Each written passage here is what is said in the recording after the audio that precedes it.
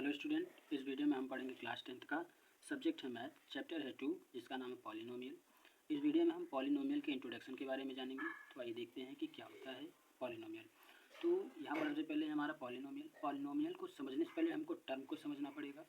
तो यहाँ पर टर्म्स के रूप में 2x लिखा है। तो 2x में जो 2 है वो नंबर का पार्ट है, और यहाँ पर x जो है वो इस तरीके से लेटर होते हैं। इस x को जो है वेरिएबल कहते हैं, और जो नंबर पार्ट होता है उसको कोफिशिएंट कहते हैं। यानी कि जो वेरिएबल के साथ जो नंबर जुड़े होते हैं इन्हें हम कोफिशिएंट कहते हैं। ज़रूरी नहीं कि यहाँ पर एक्स ही हो, इसके अलावा भी हो सकते हैं, जैसे वाई जेड ABCD अल्फ़ाबेट के कोई भी लेटर्स हो सकते हैं।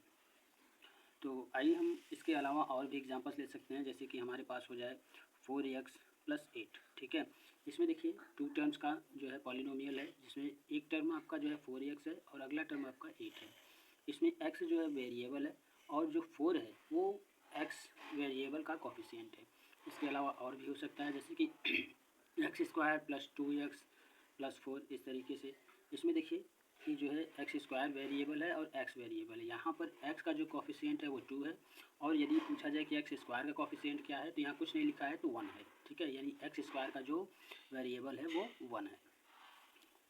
आगे चलते हैं, अगला है इसमें हमारा टाइप्स ऑफ पॉलिनोमियल। पॉलिनोमियल जो है वो कितने प्रकार के होते हैं, तो आइए उनको हम एक एक करके जानते हैं।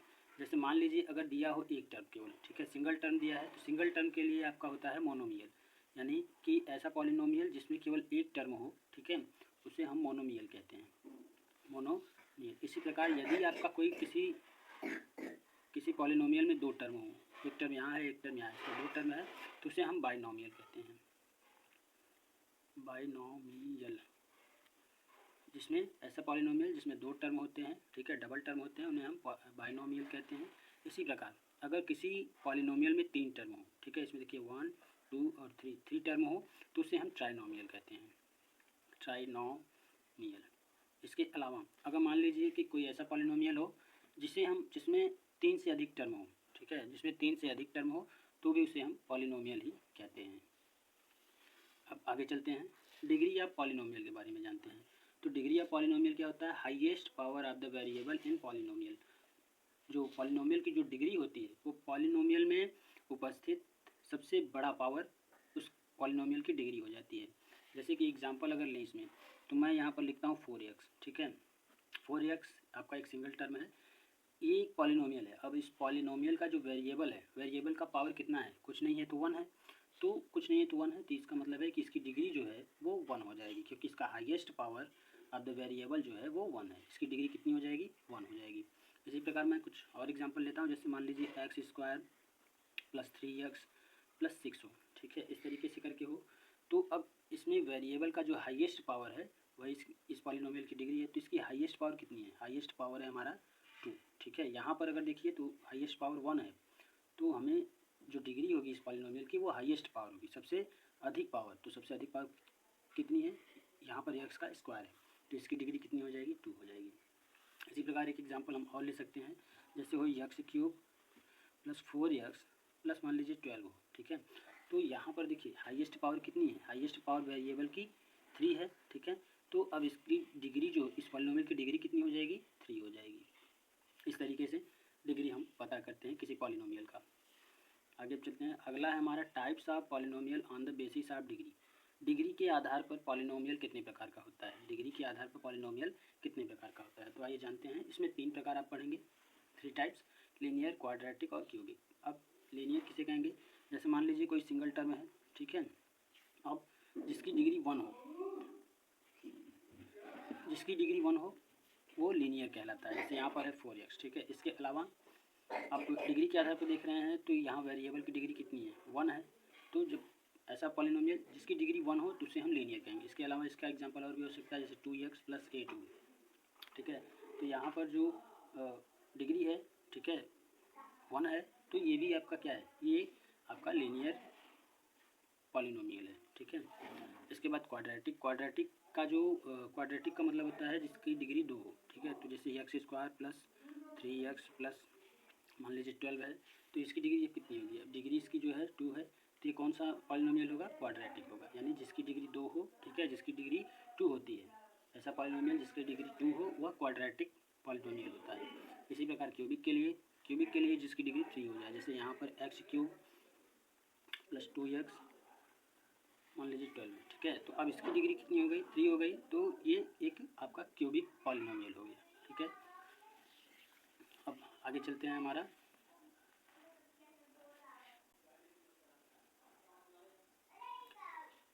Zeros of polynomial.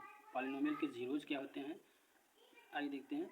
The value of variable for which the polynomial become zero, यानी किसी पॉलिनोमियल की वेरिएबल की ऐसी वैल्यू जिसको रखने पर पूरा का पूरा पॉलिनोमियल जीरो हो जाता है, उसे हम क्या कहते हैं, जीरोज ऑफ पॉलिनोमियल, ठीक है।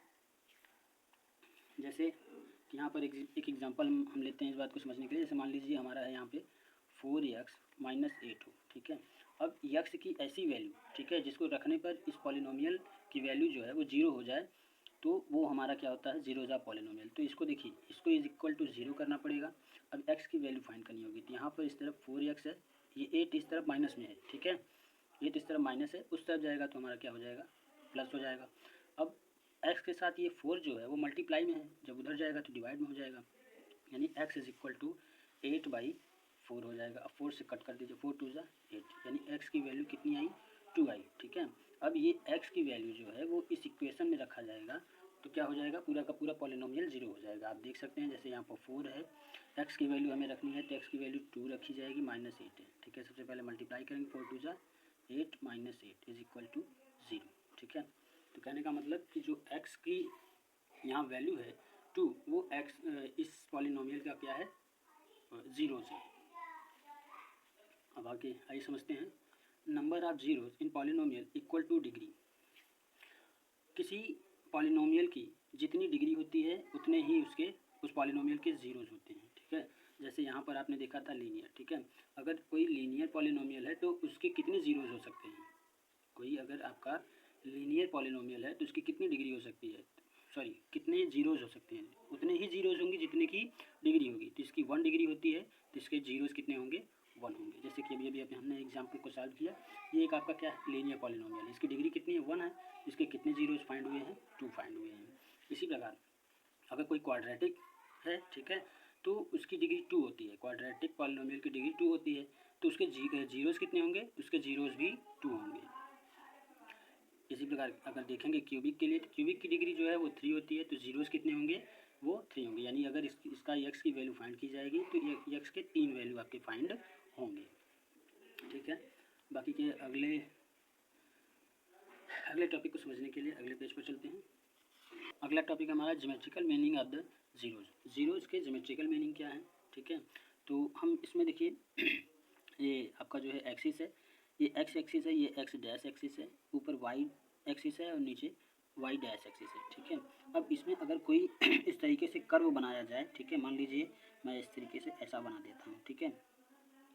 तो अब देखिए ये एक्स और एक्स डैश एक्सिस है, ठीक है। अब जीरोज पता करना है हमको, ठीक है।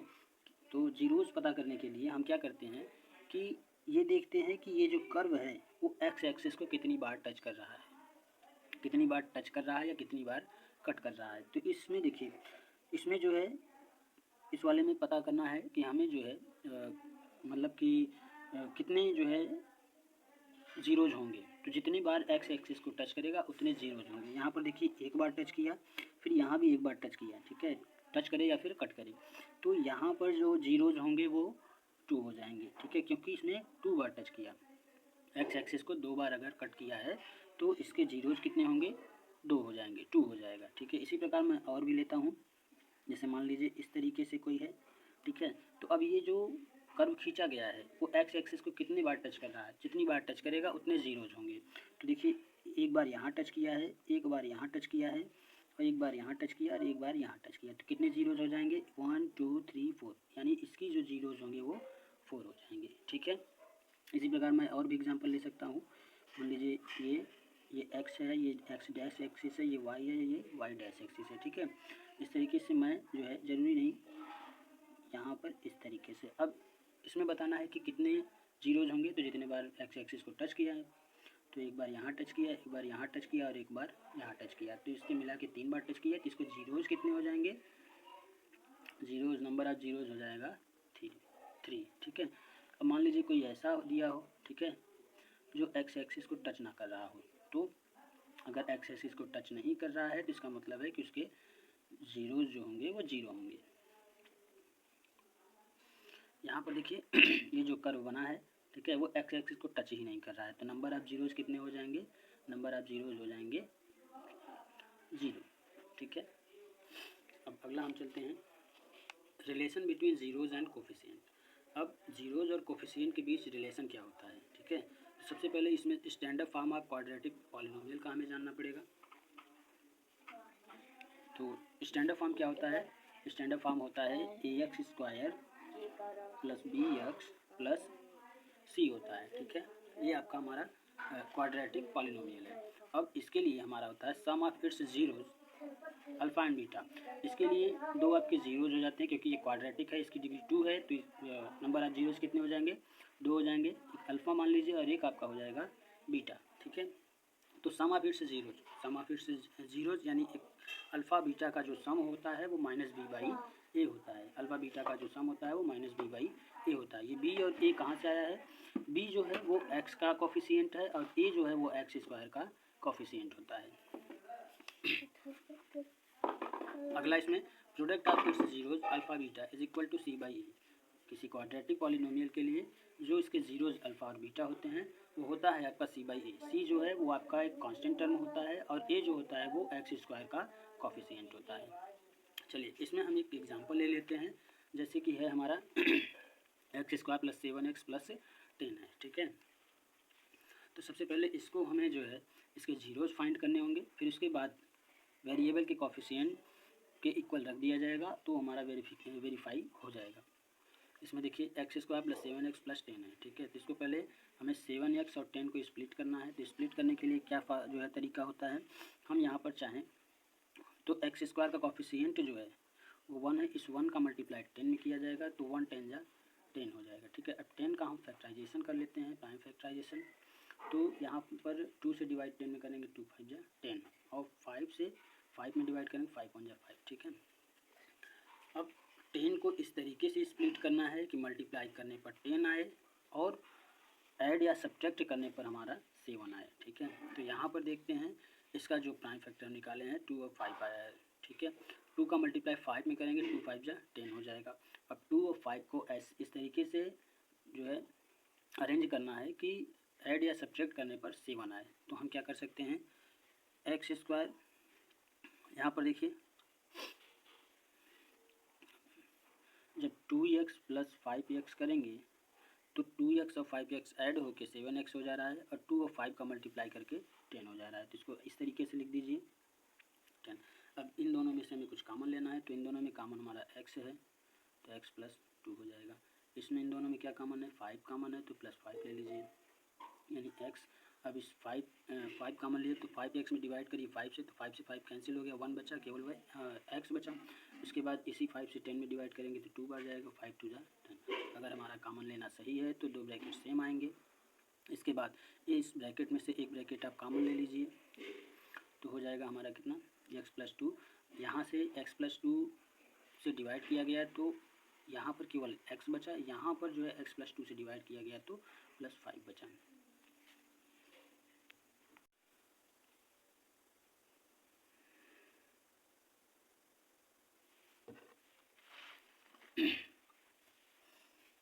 अब हम x plus 2 is equal to 0 कर देंगे और यहाँ पर x plus 5 is equal to 0 कर देंगे। अब यहाँ पर देखिए x की वैल्यू अगर फाइंड करेंगे तो इधर प्लस 2 है, उधर जाएगा माइनस में हो जाएगा, यानी x is equal to minus 2 हो गया, ठीक है। यहाँ से x की वैल्यू माइनस 2 आई, यहाँ से फाइंड करेंगे तो x की वैल्यू जो आएगी कितनी आएगी, इधर प्लस 5 है, उधर जाएगा तो माइनस 5 हो जाएगा, इस तरीके से। अब देखिए हमने पहले ही बताया था कि जो क्वाड्रेटिक पॉलिनोमियल होता है उसकी डिग्री 2 होती है तो उसके दो जीरोज आपको फाइंड होंगे।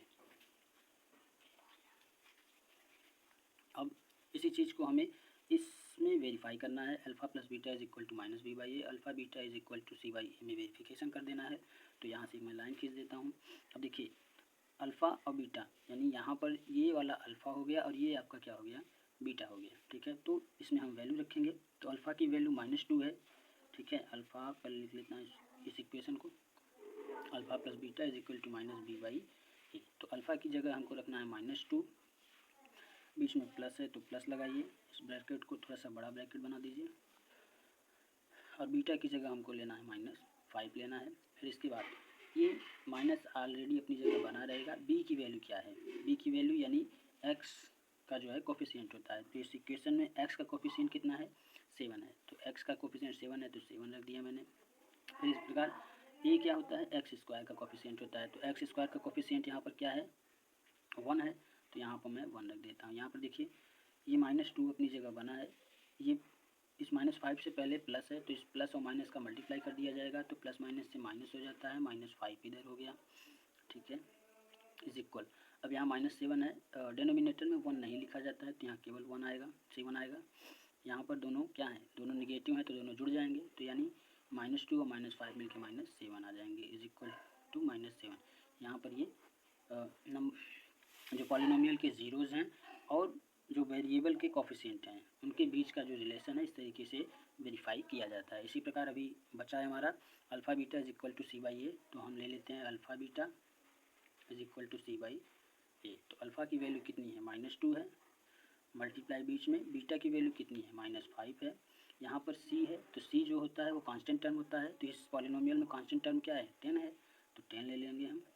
इसके बाद ए क्या होता है, ए जो होता है वो एक्स स्क्वायर का कोफिशिएंट होता है, तो एक्स स्क्वायर का कोफिशिएंट क्या है हमारा, एक्स स्क्वायर का कोफिशिएंट 1 है, तो बाई में 1 लिखेंगे। यहाँ पर दोनों के बीच रिलेशन मल्टीप्लाई है तो मल्टीप्लाई कर दीजिए, माइनस माइनस से प्लस हो जाएगा, और 5 से 2 का मल्टीप्लाई करेंगे, 5 2 जा 10 इज इक्वल टू, यहाँ पर 10 के डिनोमिनेटर में 1 है तो 1 नहीं लिखा जाता है, तो 10 इज इक्वल टू 10 आ जाएगा, ठीक है। यहाँ पर हमने alpha beta is equal to c/a के बीच का रिलेशन हमने इस तरीके से वेरीफाई कर दिया है।